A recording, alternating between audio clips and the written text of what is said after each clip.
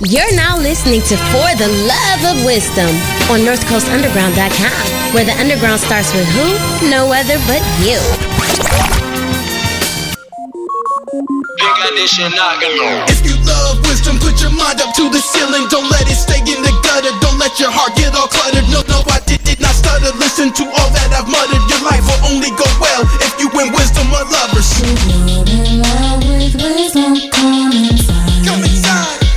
Come inside. The truth will surely rescue you and I. You and I. You and I. If you're in love with wisdom, come inside. Come inside. Come inside. The truth will surely rescue you and I. Hey, what's going on? This is JC Johnson, and you are listening to For the Love of Wisdom, where philosophy meets the streets. We are on hour 2 of the show.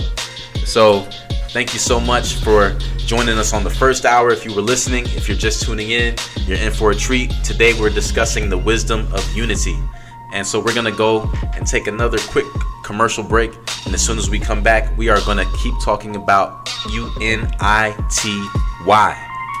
If you're in love with wisdom, come inside. Come inside. It's your boy, Tear It Up, Tommy Tom from Beyond Sports, and you're listening to For the Love of Wisdom with your host, Jason Johnson. Hooray for unity! Doesn't it feel good when we're all in this together? Let's talk about unity today on For the Love of Wisdom. Hey, what's up, everybody? Welcome back. This is JC Johnson, and you're listening to For the Love of Wisdom, where philosophy meets the streets. And of course, you're listening on North Coast Underground, where the underground starts with you. And we're in hour 2 of our topic today, which is the wisdom of unity. And I'm joined by my special guest, Tommy Tom. What's up, what's up? From host of Beyond Sports. And we also got Connor here with us. What is up? And today, we're talking about unity, and before the break, we were actually talking about the differences between LeBron James and Michael Jordan, who's better, that whole debate. But ultimately, we were looking at how did the two of them bring their teams together in unity to win so many championships. And right now, we're going to talk about just the benefits of unity when it comes to the workplace.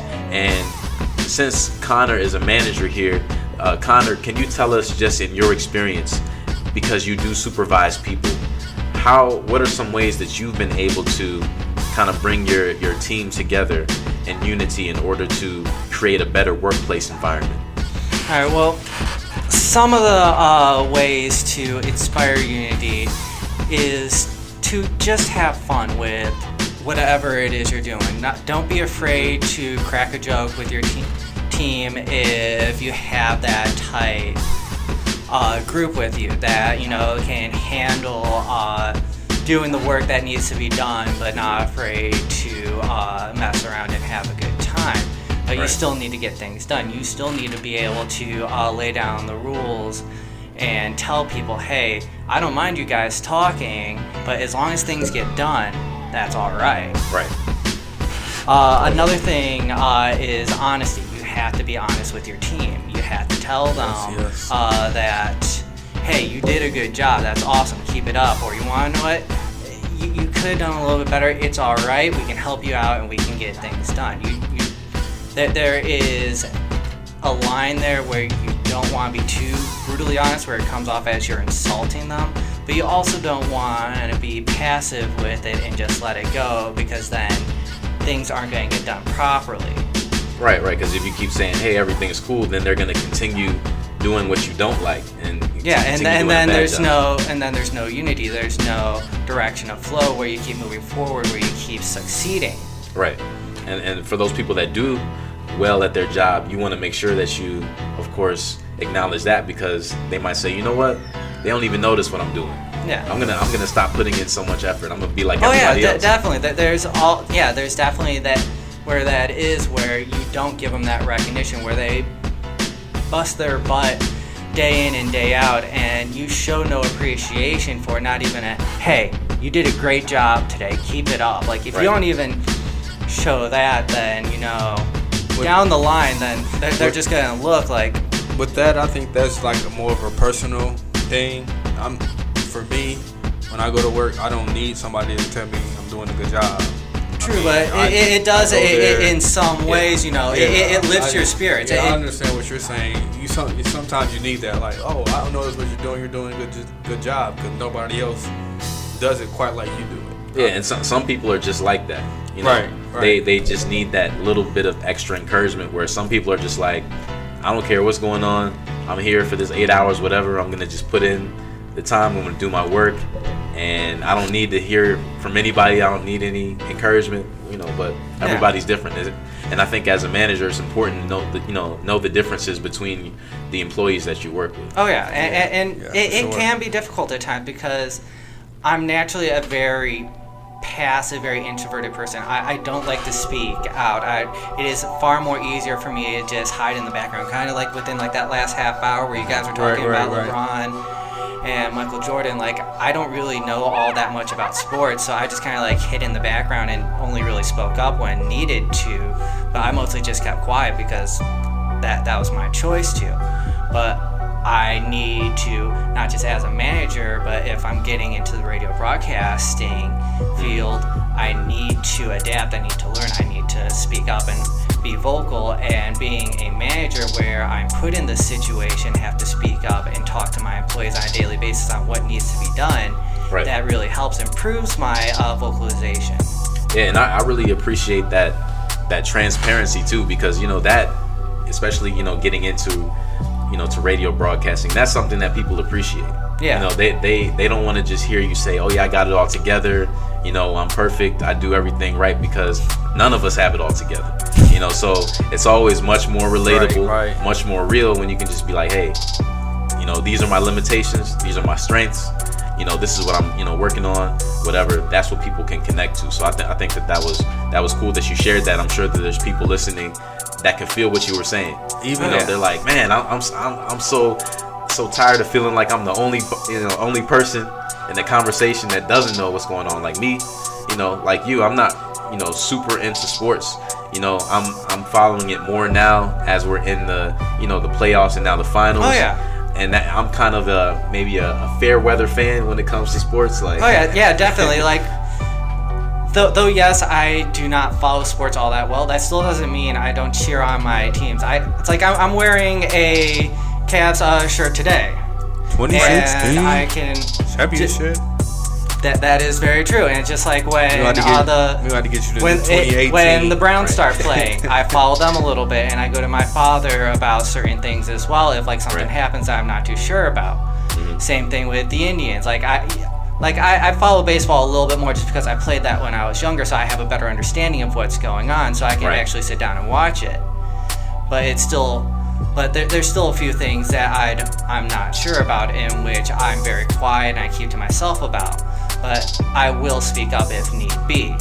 So following that as a manager, I still need to speak up and do what I have to do because it is my job. Most definitely. I got a pretty interesting article here in front of me. This was featured in the Sandler training website, and this was an article written by Dave Matson, and it's from a couple years ago, and it's about the 6 benefits of teamwork in the workplace. And I thought that this had some pretty cool tips for us. So Connor, I'm sure you'll be able to relate to this. So the 6 tips are: number 1, you foster creativity and learning. Yes, that is a very big thing. You want to go into every day learning something new. Right. Always improving and becoming a better version of yourself. You don't just want to be like, I don't need to learn this. I am the best that I can possibly be at this moment. Whatever you're trying to teach me, I don't need it. You always want to go into every day learning something new. Another one, number 2, blends complementary strengths. Number 3, builds trust. Number 4, teaches conflict resolution skills. Number 5, promotes a wider sense of ownership. And then number 6, encourages healthy risk taking. Now, that's a pretty interesting one right there. How does that relate as a manager, how can encouraging teamwork lead to healthy risk taking? Encouraging teamwork and healthy risk taking can go into any form of field. So say if you are unsure of something, you can encourage your employees to take that chance, to take that risk, to try and figure it out on their own. And if they can't figure it out, that's where we fall. That's where they fall back on us and be like, hey, I'm unsure of this. I tried to figure it out on my own, but I'm still not figuring it out. Can you come over here and help me out real quick? Right. And if they succeed, then all the better for them because they're able to figure it out on their own. But there's nothing wrong with coming back to your higher ups, your managers, and asking for help. Exactly. Yeah. I mean, sometimes people are so afraid of failure that they're not willing to take a little bit of a risk. Now, I'm not saying, hey, so we can sell more products, let's all show up in our underwear and jump out in the middle of the store and surprise the customers. Maybe that's too much of a risk. Yeah. That is a little bit of a that's a little too extreme. Yeah. But of course, just a little bit of risk taking is actually healthy. It pushes you to become a better person. It helps you to believe in yourself and your teammates much more. So more on that. Again, we are discussing the wisdom of unity, and we'll be right back after the commercial break.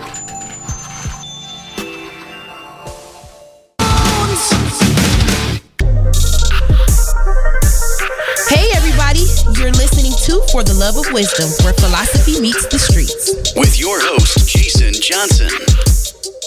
We all need each other. You are listening to For the Love of Wisdom. Join us today as we discuss the topic of unity.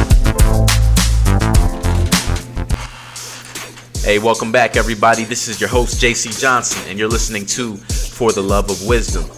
We were just joined earlier by Connor. We appreciate Connor for stopping in, sharing some insight with us as it relates to Thank you, Connor. unity in the workplace. I think that was pretty cool. He's able to share his insights as being a manager and a supervisor. And so during the break, Thomas, you were talking a little bit about your own experiences at work. Yeah, man. so tell me about it. Tell me about what you were talking about. Well, we was pretty much having a conversation about how my workplace, our manager is he's a stickler. Wants to be in control. A couple groups of best friends work there. We all get along very great. Mm-hmm. Great unity. Now he's trying to change it up. Oh, you guys can't talk. Not getting your job done. But we get out on time every day, get the job done. So we kind of just slowed up on it, but we still do kind of the same thing. It gets our day by. We have fun. We have competitions with each other all the time. So this is something we do to get the day to go by, so we get the job done efficiently. Right, and that's important. Too much nitpicking is not good because it makes you not want to come to work. Right. So that's what I kind of been doing. It's like blew the resume off, so to speak. Right. You can't. It's just. But that's what any 9 to 5. That's why I'm here today in school. Right. Trying to get that career going, so I don't have to go to a 9 to 5 that I like and actually enjoy. Exactly. Yeah, that's what it's about. If the work that you do is not meaningful, it's not going to allow you to have a good quality of life.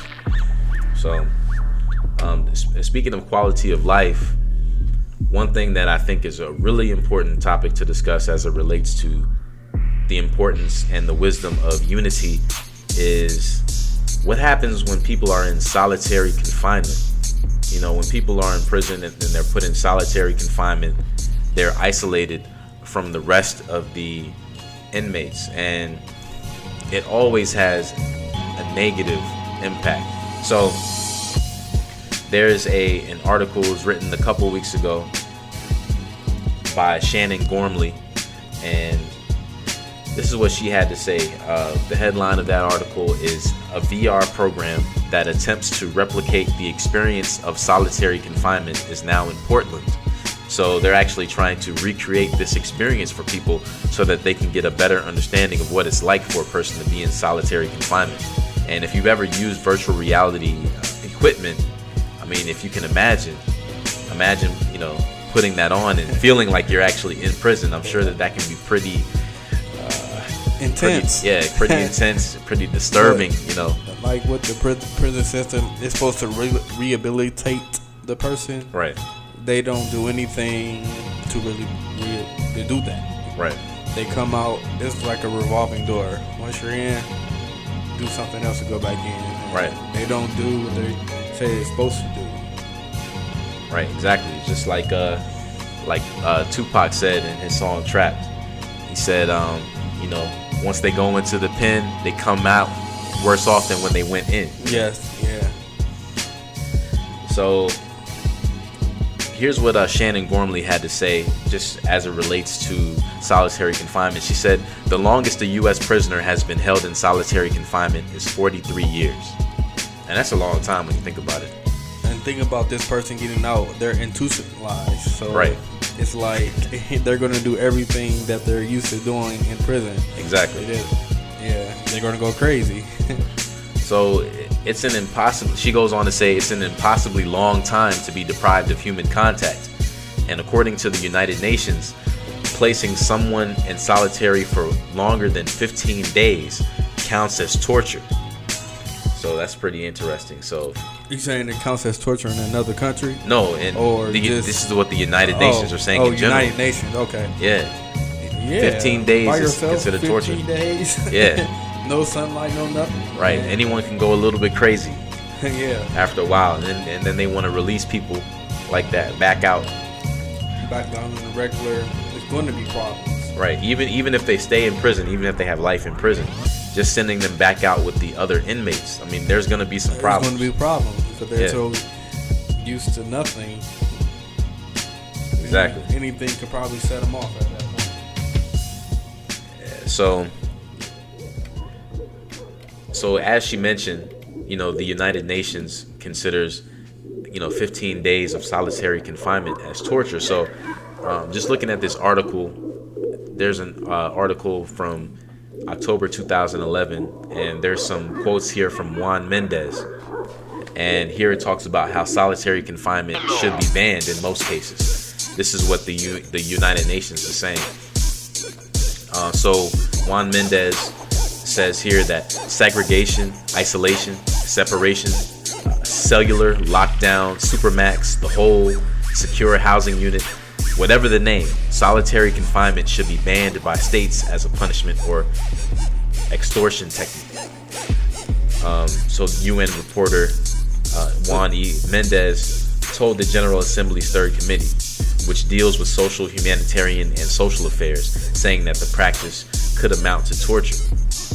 So they'll have to find another solution. Say we got two different gangs, and they see each other. Oh, it's going to be a fight. So what's the solution to this? Where are we going to send them? Like, right. They can't be in the regular population no more because they caused the records. So right. What are we going to do with them now? Yeah, it's an ongoing problem, but I think that we definitely need prison reform.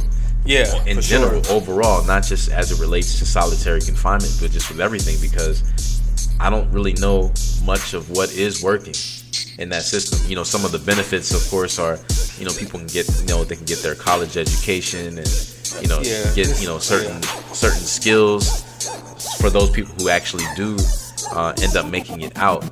But socially, psychologically, there's so much that is wrong with prison, and it's really doing more harm than good. Yeah. So one other thing that Juan Mendez went on to say is that social isolation is one of the harmful elements of solitary confinement and its main objective. It reduces meaningful social contact to an absolute minimum. Mr. Mendez told the committee, noting that a significant number of individuals will experience serious health problems regardless of specific conditions of time, place, and pre-existing personal factors. So it's a major topic. Yeah, and that's something that we can definitely do a whole show about right there. Yeah. But, the reason why I brought that up is to say it is so crucial that people come together. Nobody can be by themselves. And so this is not just as it relates to people in prison, but all people. You cannot, again, as was mentioned earlier, you can't be a lone ranger. You need people. There's a song by this group, Sanctus Real. It's one of my favorite groups. They have this song called We Need Each Other. And I think that they did an excellent job of just, explaining that. When people get into an argument, whether they're friends or maybe it's a husband and wife or girlfriend and boyfriend or brother and sister, whatever, sometimes people get into disagreements. They get mad at each other. And it's important that, of course, things happen. You get mad at people sometimes. But the important thing is that eventually you say, you know what, we don't agree on this, or yeah, you made me mad, but ultimately you're an important person in my life. We need each other. I can't do this without you. You're an integral part of who I am and where I'm going in life. So it's so important that we stay together. Yes, it is. Very, very important. All right, so we're about to go to commercial break. We'll be right back. You're listening to For the Love of Wisdom, where philosophy meets the streets. And you are listening, of course, on northcoastunderground.com, where the underground starts with you. We'll be right back after this.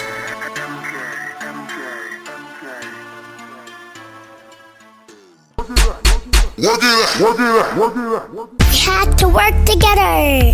Do you think that unity is underrated? Me too. Let's talk about it today on For the Love of Wisdom. Hey, welcome back, everybody. This is your host, JC Johnson, and you're listening to For the Love of Wisdom, where philosophy meets the streets. Thank you so much for tuning in today. We're actually on the last leg of the program for today, and we're, just talking about unity, the importance of it, why we need it. And I got my special guest here with me, Thomas from Beyond Sports. What's going on, Thomas? Doing good. How you doing, brother? Hey, pretty good. It's been a pretty cool couple hours. We talked about a lot of really important things, and I'm glad that we had an opportunity to really share this topic today because it's really important. Yes, it was a great topic. Had a great time. Shook the jitters off first show. I want to thank. Hey, you did good too. Yeah, thanks, man. I want to thank Jason for inviting me on. So one thing before the break, we were talking about how solitary confinement actually does more harm than good, and it's something that is, I think, a great example of the antonym or the exact opposite of unity. So one other thing that I want to look at is individualism versus collectivism. Since this is a philosophy show, it's important to look at these two different legs of philosophy here. Some people fall within the camp of individualism, and some believe more in collectivism. So let's look at an article here written by Craig Biddle in The Objective Standard from 2012. He said, "The fundamental political conflict in America today, as it has been for a century, is individualism versus collectivism. Does the individual's life belong to him, or does it belong to the group, the community, society, or the state?"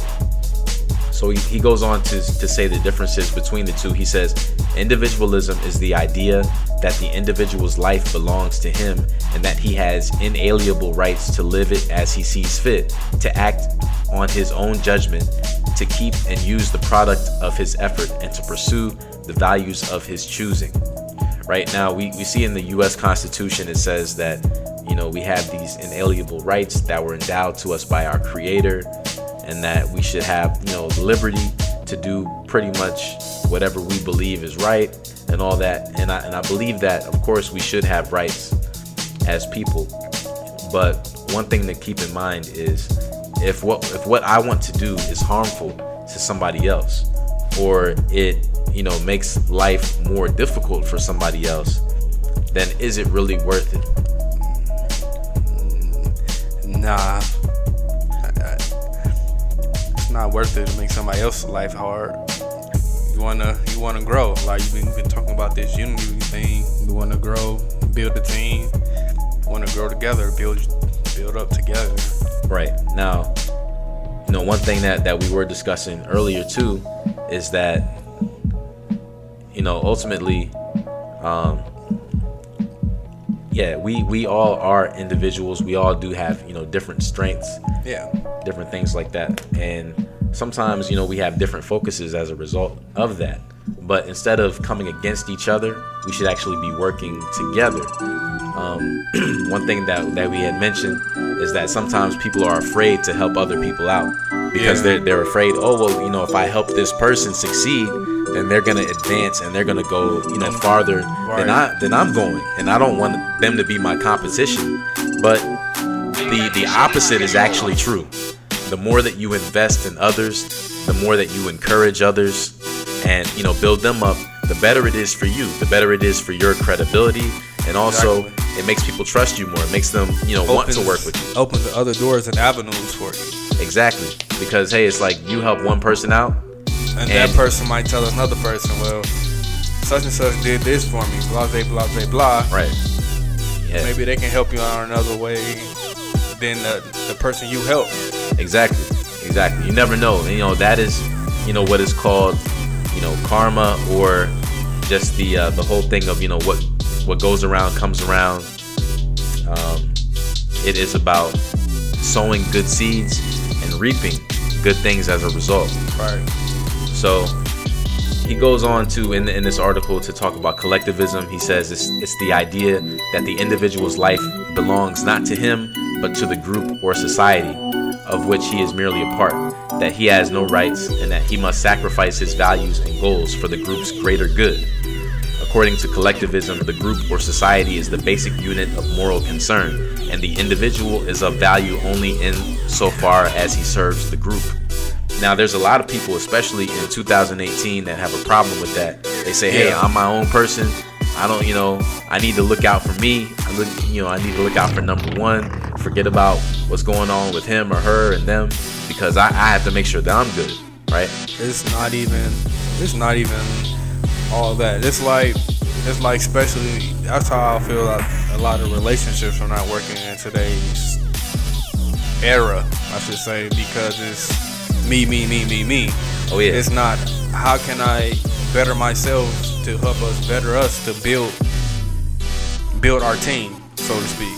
Yeah, that can be a whole show in and of itself. Unity in relationships. Yeah. Any type of relationship, not just a spouse relationship, friendship, acquaintances. So, That's true. So, one thing that I really would like to highlight as we get into the end of our program today, I want to bring up some quotes from scripture as it relates to unity, because I think that these are really good and I think that they help to tie everything together. So one is from Colossians chapter 3 verses 13 through 14. It says, bear with each other and forgive one another. If any of you has a grievance against someone, forgive as the Lord forgave you. And over all these virtues put on love, which binds them all together in perfect unity.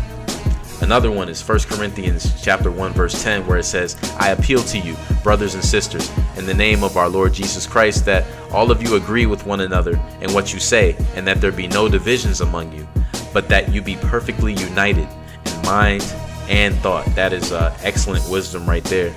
Another one, Psalm 133 verse 1, it says, how good and pleasant it is when God's people live together in unity.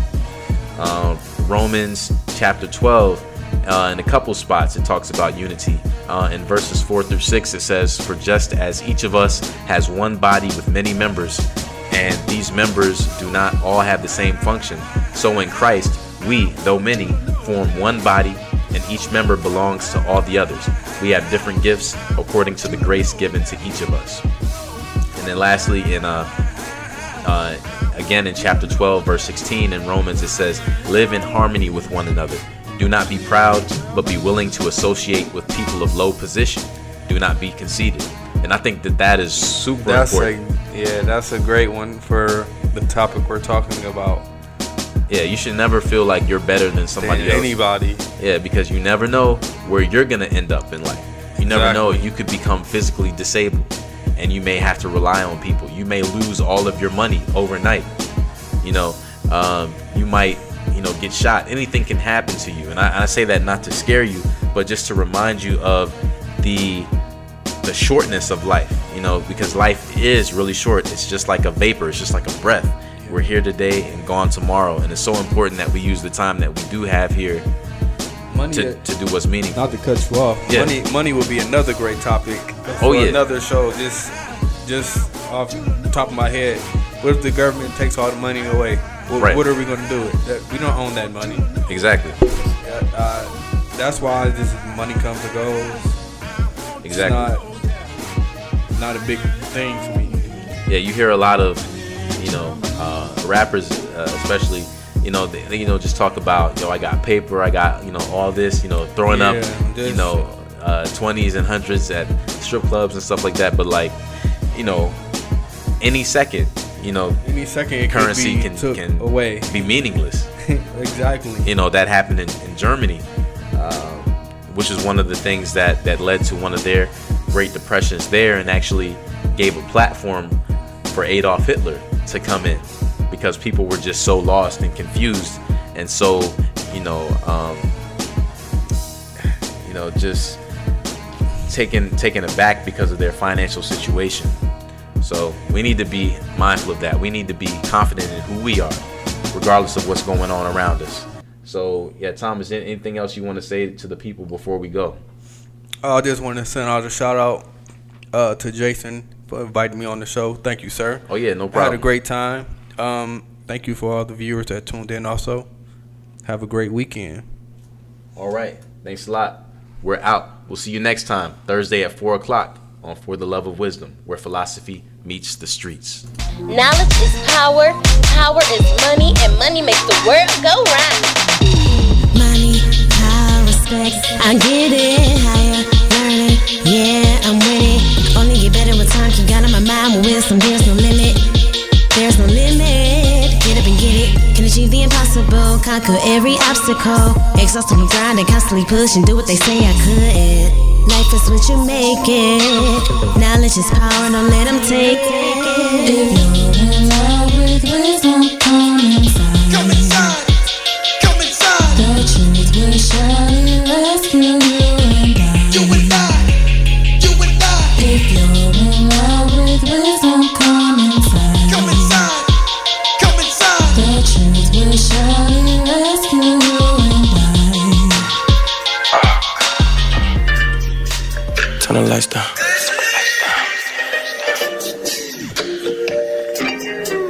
Let me talk to him.